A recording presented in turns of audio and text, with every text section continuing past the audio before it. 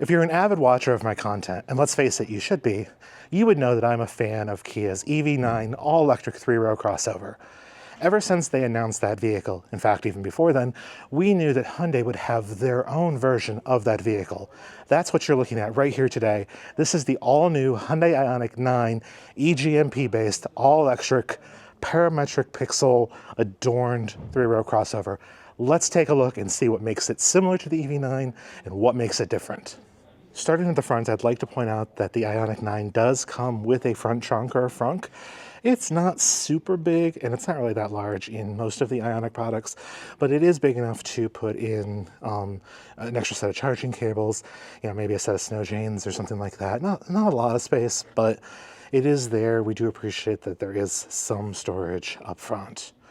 So this is the global version of the car, so these pixels up here don't light up, but on the US spec they will. And the vertical headlights reside down here, very similar to what they would on the 7 concept, and kind of what we're seeing in trends now of just EVs in general. Now, some of the pixels will be able to light up in certain patterns. Some will be available and customizable, like on the EV9. Some may even be available through software updates and things like that.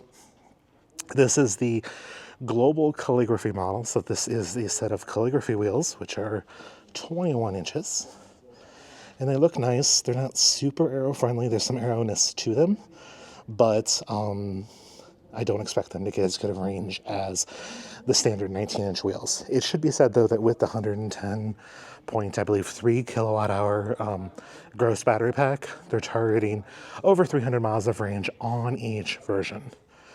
One other thing that's on this global model that you don't get in the United States is the digital rearview mirrors. They bring the drag coefficient down a little bit more, but thanks to FMVSS and NHTSA and all of that, we don't have that luxury. Moving along the side, though, this is definitely a more sleeker looking vehicle than the EV9. Both vehicles kind of taper off towards the back, but the EV9 comes across as a much more of a crossover, a bulky kind of crossover. I think that if you look from this sort of design line here back, I think there's a lot of like Volvo wagon in this car, especially when you factor in the pixel lights here in the back. Moving all the way around the back, the regular taillights also do sort of remind you of maybe a 80s retro-inspired Volvo, with a big Ioniq 9 written across the back here. The one thing, and I'll cut in a video right now to show you, is that these LEDs up here are the center high-mounted stop lamp, so they will light up with a thing, and it kind of completes the look of an entire sort of like U sort of shape. Higher end models, the all-wheel drive models, will all be able to tow 5,000 pounds. The standard rear-wheel drive, I believe, is 3,500 pounds. Since this is a Euro spec version, this does not have the North American charging standard connector on it. All US spec versions will come with that, and it will also support a vehicle to load and back to vehicle to grid. So you'll be able to, at least with future updates and hardware, be able to power your house off of that 110 kilowatt hour battery pack, which is something that we've seen more and more with EVs that we really enjoy. Looking at the interior in front, you'll notice that there's definitely a little bit more, I think, design going on than in something like other Ioniq products like the 5 and the 6. And this calligraphy model really does try to bring home the point of this being more of a living lounge than a traditional high-tech car experience. Now, the driver's seats and its controls are all very similar across all of the Hyundai brands, and especially across all of Ioniq.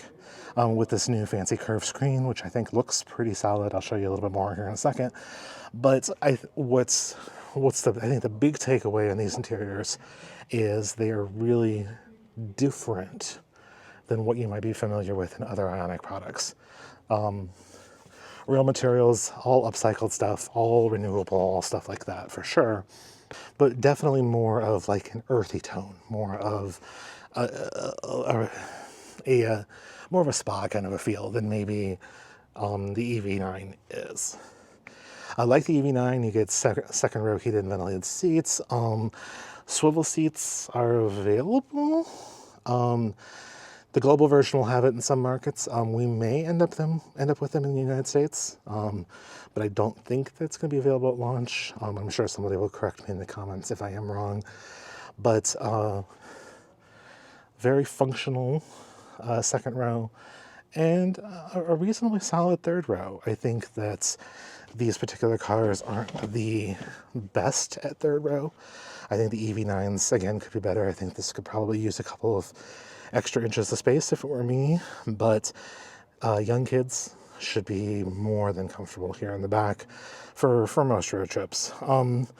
Because the roof slopes down a little bit as you get towards the rear of the vehicle, you do lose some headspace. But what I've noticed that Hyundai has done here is the structural bar for like the glass roof and stuff dips down, but then they cut back up right behind it, which you can't really see on camera, to highlight more of, to emphasize more headroom, to be able to give those rear seat passengers a little bit more space.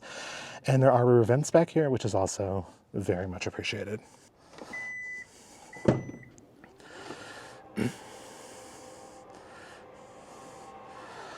As you can see on these three rows, you typically don't have as much rear space with that third row up, but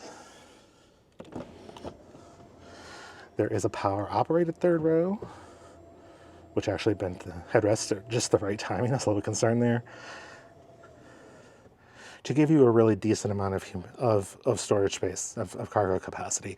I'll put on the screen what that actually is in numbers of cubic feet, but this is definitely a very useful place for when you don't need 3 passengers, but if you need that extra space to have that versatility. And then you could even, if you really want to, do a full camping mode. I don't want to spend too much time up front here because this is a non-US spec vehicle, so some of the features and stuff maybe won't carry over. I mean, the navigation things were at the Hyundai Motor Europe Technical Center. We are definitely not. But some things I'd like to really point out. There are real physical buttons for all of the steering wheel controls. They aren't touch sensitive, they aren't touch friendly, whatever, they're just buttons. Real, honest to goodness buttons. And gosh, I do appreciate that on a modern EV. Same with the climate control. All of the major functions are operated through, again, a physical knob. The start-stop button is located in kind of an awkward place, I think. I don't like Hyundai and Kia putting it on the gear shift stock like that, but the gear shift stock is right where it is in other vehicles.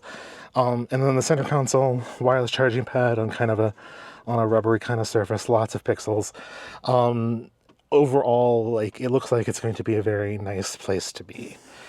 As with all new vehicle introductions, Hyundai hasn't disclosed final pricing for the Ioniq 9, but I think you can look at the Kia EV9 and its $55,000, $56,000 starting price as a good indicator, a good barometer of where this car will start. It'll be built here in America at Hyundai's mega plant in Georgia, and as long as tax incentives still exist, it should be eligible for that. It goes on sale in spring of 2025, and we'll know more when we get to drive it.